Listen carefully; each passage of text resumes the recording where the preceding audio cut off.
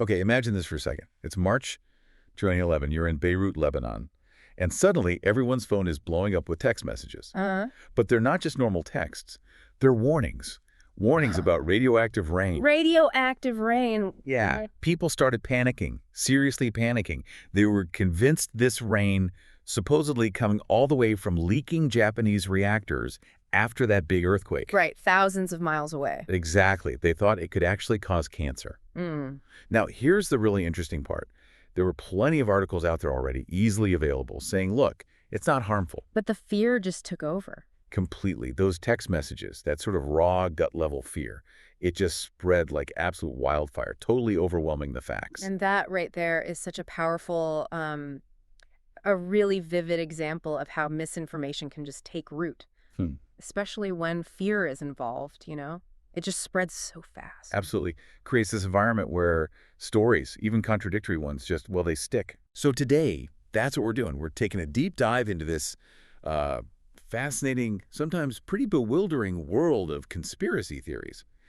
Our mission, really, is to try and unpack where they come from, understand why they hang around, and look closely at the huge role technology plays. That tech angle is crucial now. It really is. We've got some eye-opening research from a Johns Hopkins student who saw some of this firsthand, plus insights from a distinguished political science professor.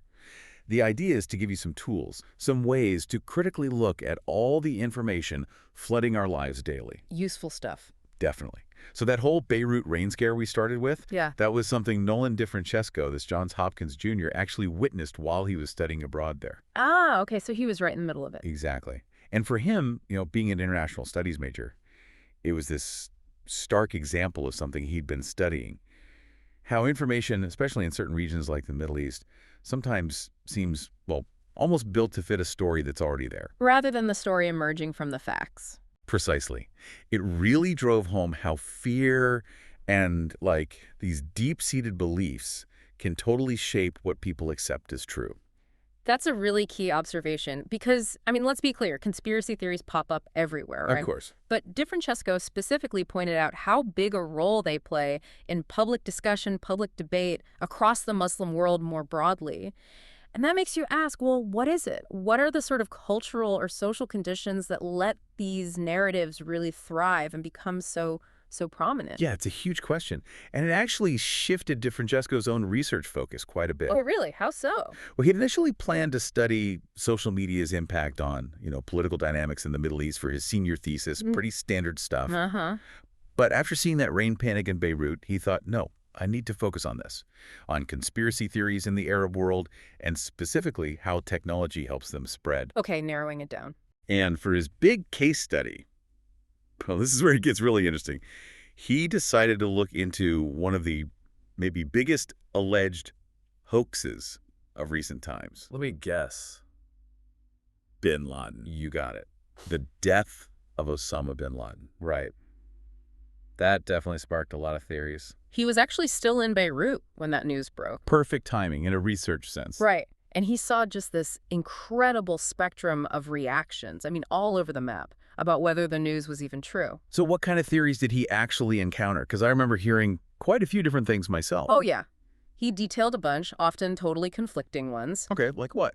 Well, you had some people who basically accepted what the major news outlets were reporting. Standard version. Okay, the official story. Then you had a lot of people who were absolutely convinced bin Laden was still alive. Ah, the fake death theory. Exactly. That the Obama administration just made the whole thing up for, political points. Right, boost approval ratings, that kind of thing. Then get this, you had others who believed the opposite, that he was already dead, maybe for years. Oh, interesting twist. And that the Bush administration had actually kept him falsely alive all that time to justify the whole war on terror. Wow. So keeping the boogeyman going. Basically. And maybe the weirdest one he heard. Go on. Some people thought he'd been captured years ago and was literally frozen, stored away in some U.S. government refrigerator. Okay, frozen, like cryogenically. That's inventive.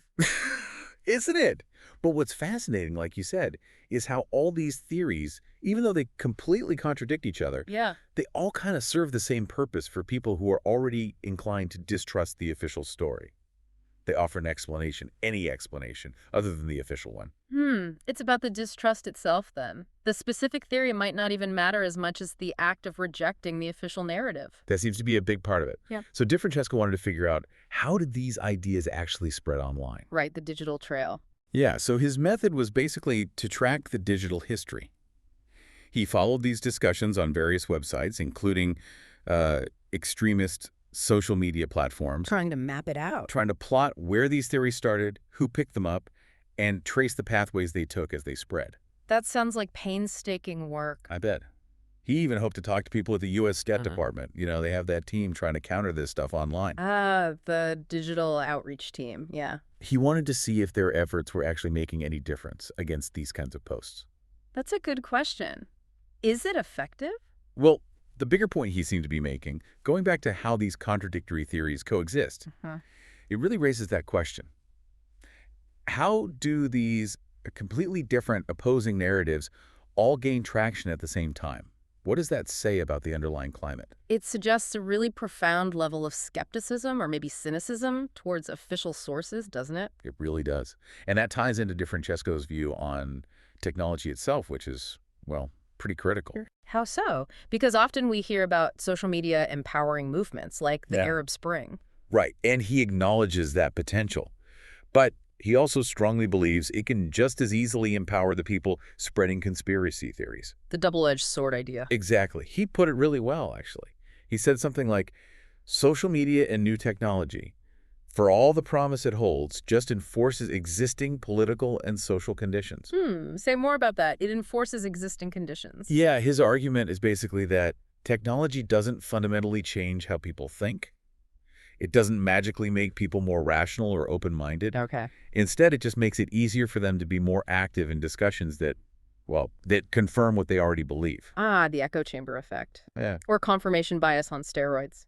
Pretty much. So if people are already leaning towards believing, irrational or unproven things, having access to more information online doesn't necessarily change that. It just helps them find other people who agree and maybe find justifications that fit their view. Exactly. It gives them a bigger platform, amplifies those existing biases. That's a really sobering take on technology's role, actually, not the usual liberation narrative. No, definitely not. And that insight about tech amplifying what's already there, it connects really nicely to the broader academic view, Okay. which brings us to Professor Robert Asadi. All right. Tell us about Professor Asadi. So he's a PhD, a political science professor, really well regarded for his analysis. His background is in political theory, international relations, and he spends a lot of time looking at that intersection. Politics, culture, media, how they all interact. Sounds like the perfect person to provide that wider context. Exactly. And he gave this talk titled Deconstructing Deception, Understanding Conspiracy Theories. Okay. Sounds relevant. In it, he really digs into the history, the cultural roots of conspiracy theories. Why do they persist? How have they changed over time, especially now with new media? So he's mapping the long view, which complements DiFrancesco's specific, more recent case study. Precisely. It shows that while the technology is new, the underlying human tendency, maybe the psychology behind it, is much older. That makes sense. It's not like conspiracy theories were invented with the internet. Not at all. But Asadi's work isn't just about understanding the history.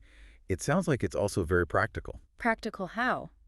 Well, the goal of his talk and his work generally seems to be about giving people, actual tools, methods they can use Tools for what? for critically assessing all the information we encounter every single day. How to spot manipulation, how to check sources, how to think through claims. So media literacy, critical thinking skills applied specifically to this kind of deceptive content. Exactly. And if you put it all together, DiFrancesco's research on the ground in Beirut and online, and Professor Asi's broader academic framework, Right. they both end up pointing to the same urgent need, which We is all need to get much better at critical thinking. Sharpen those skills. absolutely, because in this world where we're just drowning in information, Yeah, information overload is real. it's not just about what information is out there anymore. It's about how we process it. Are we engaging critically or just absorbing passively? Or worse, seeking out only what confirms what we already think? That's the million-dollar question, isn't it? How do we actually engage critically? So maybe let's try and recap the main takeaways from our deep dive today. Okay. First, conspiracy theories aren't just random noise. They're often deeply tied into culture. They grow really well in environments of fear and uncertainty, and they feed on our existing beliefs. Right. They tap into something real, even if the theory itself isn't factual. That pre-existing distrust. Yeah. And second, technology. It's not some magic bullet for truth.